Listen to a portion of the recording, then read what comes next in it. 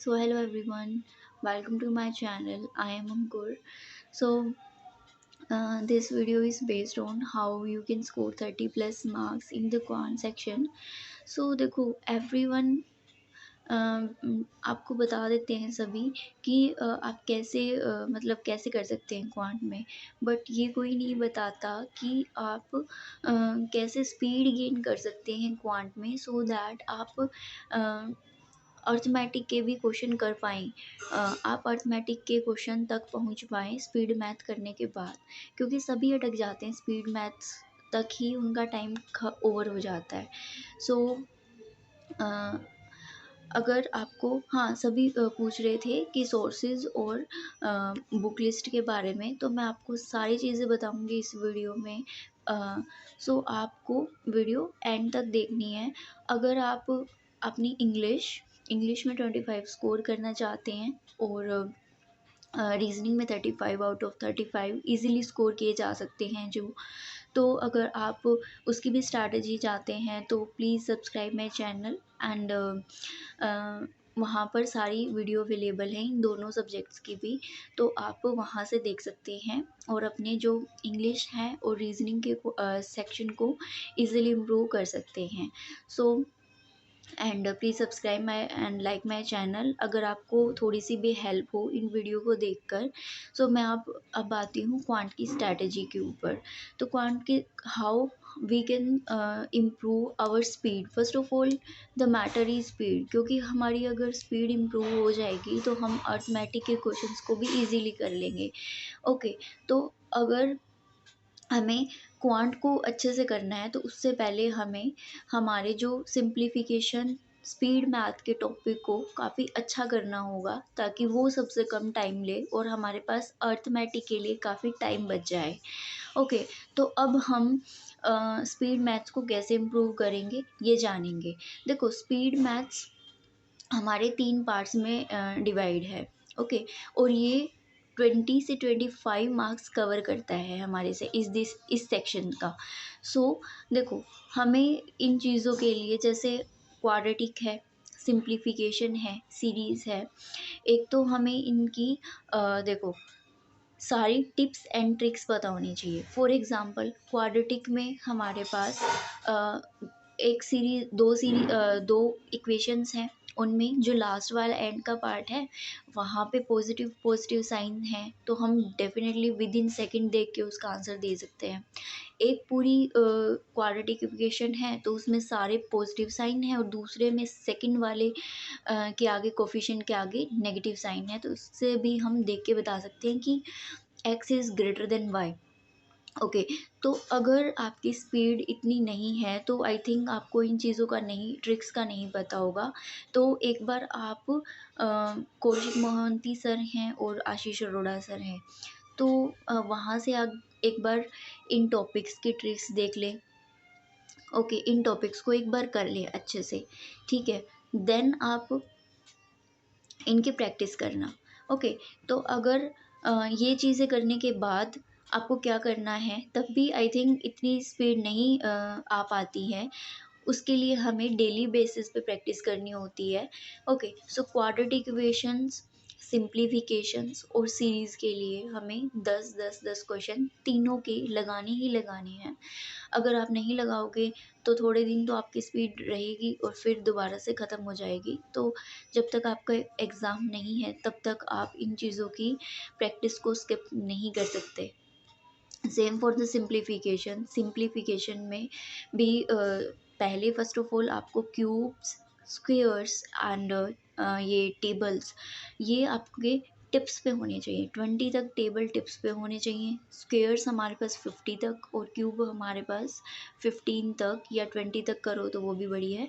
तो ये चीज़ें अगर आपकी टिप्स पे है तो आपकी सिंप्लीफिकेशन आपकी जल्दी होने लगेगी। और खाली यही चीज़ नहीं, 1-2 टिप्स और ट्रिक्स होती हैं। जैसे हम किसी चीज़ को मल्टीप्लाई करते हैं, 2-2 के 2-2 नंबर्स को ऐसे मल्टीप्लाई करना है, तो उसमें भी एक जल्दी करने का मेथड होता है। उस मेथड के थ्रू जाओगे आप जल्दी कर लोगे, ओरली दिमाग में भी हो सकता है। एक जैसे 11 से मल्टीप्लाई करना है तो उससे वो भी हम बहुत ईज़िली कर सकते हैं और ओरली सीधा लिखेंगे, आंसर लिखेंगे। तो इससे आपकी 3-4 सेकंड बचेंगी। सो इससे ही हमारी जो चीज़ें हैं इम्प्रूव होंगी। जैसे अब सिम्प्लिफ़िकेशन में आप पेपर में बैठो 7-8 मिनट लगा दो तो क्या ही फ़ायदा है, क्योंकि हमारी सिम्प्लिफ़िकेशन 4 से कम मिनट में होनी चाहिए। देन ही आप अपना जो अर्थमेटिक के लिए टाइम बचा पाओगे, डीआई के लिए टाइम बचा पाओगे। सो आप मेक श्योर करना कि इनकी सारी टिप्स एंड ट्रिक्स आपको पहले तो पता हो, किसी टीचर को फॉलो कर लो, वहाँ से देख लो, फिर आप इनकी पीडीएफ से प्रैक्टिस कर लो। पीडीएफ अगर चाहिए तो आपको बता देना, मेरे को टेलीग्राम में मैं शेयर कर दूँगी, अगर इन चीज़ों की चाहिए तो टेलीग्राम को जॉइन कर लेना। एंड ठीक है, देन उसके बाद में आपको डेली बेसिस पे भी इन चीज़ों की प्रैक्टिस करते रहना है। ओके, देन हम सीरीज़ पे आते हैं। सीरीज़ आजकल थोड़ी सी डिफ़िकल्ट होने लगी हैं, जैसे रोंग सीरीज़ ज़्यादा आती हैं।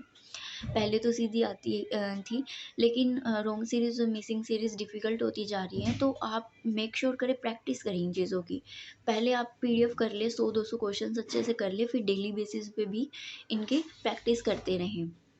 और आपको एग्ज़ाम में कैसे करना है, एग्ज़ाम में अगर सीरीज़ आपके कोई 5 सीरीज़ आएँगी, तो 5 में से अगर एक वो एग्ज़ामिनर डेफ़िनेटली वो हमें फँसाने के लिए ही डालता है, एक सीरीज़ ऐसी जिसमें हमारा टाइम चला जाता है, तो आप उस सीरीज़ पे ना फँसें, आप वहाँ से उसको स्किप कर दें।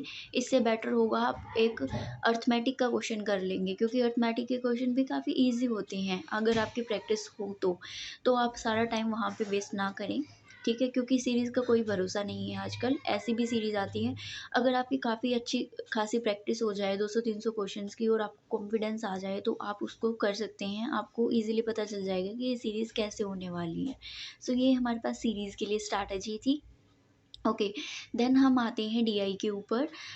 देखो, डीआई भी काफ़ी स्कोरिंग है, ये भी स्पीड मैथ्स में ही लगा लो, क्योंकि काफ़ी ईज़ी आती हैं।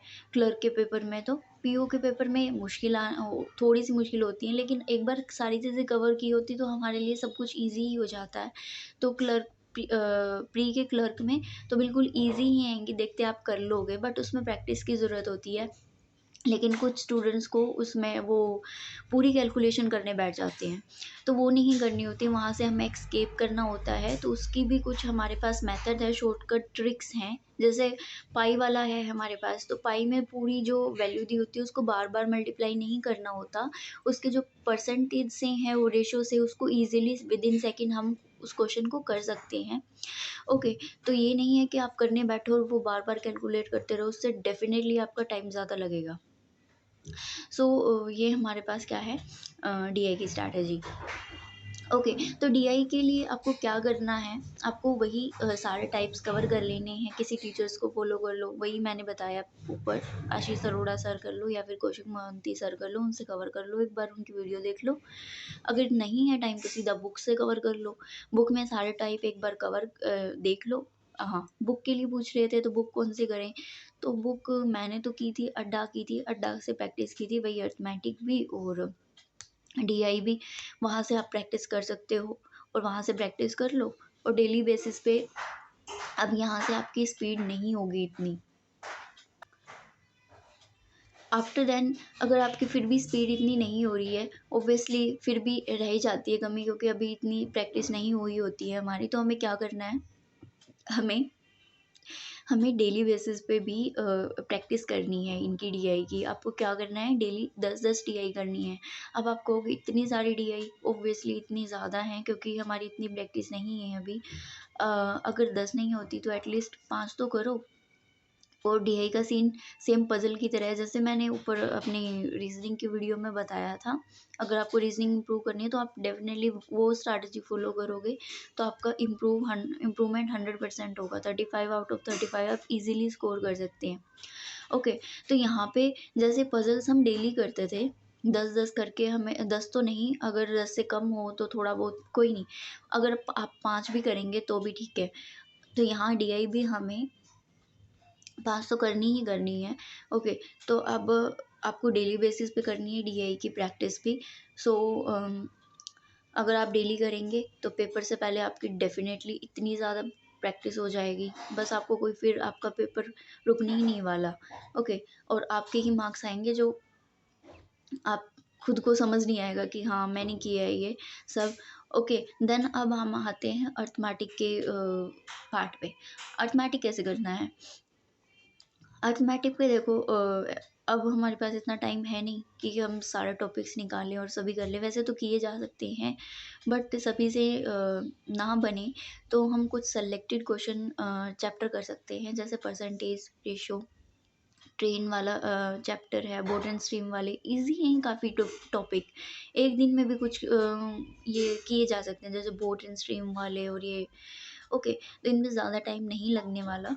रेशो वाला है और मिक्सचर एलिगेशन का भी चैप्टर है हमारे पास। और ओके, तो ये आपने लिस्ट बना लो अपने हिसाब से, आपको जो ईज़ी लगे चैप्टर, 4-5 चैप्टर आप वो करो।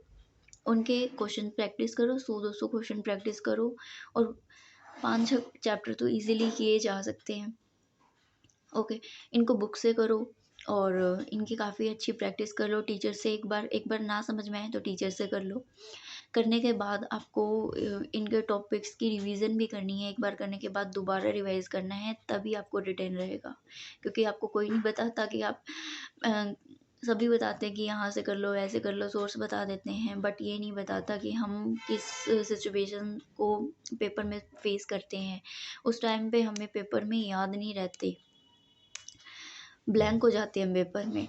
तो आप जितनी ज़्यादा भी प्रैक्टिस कर लोगे, उतने ज़्यादा आप वहाँ पे एफिशिएंट हो पाओगे पेपर में, आपको सोचने का टाइम नहीं लगेगा इतना ज़्यादा। ठीक है? तो ये हमारे पास अरिथमेटिक का था। अगर आपको अरिथमेटिक के लिए प्रैक्टिस करने के लिए कोई सोर्स चाहिए तो मेरे पास एस की बुक थी, वो मैं टेलीग्राम चैनल में शेयर कर दूँगी, आप जॉइन कर लेना टेलीग्राम चैनल। अगर आपको और कोई हेल्प भी चाहिए तो वो भी बता देना। और अगर आपकी थोड़ी सी भी हेल्प हुई हो इन वीडियो से तो please subscribe my channel and like my channel. So इन चीज़ों से मेरे को मोटिवेशन मिलता है। तो okay, so this is all about the video and please like and subscribe my channel. Thank you.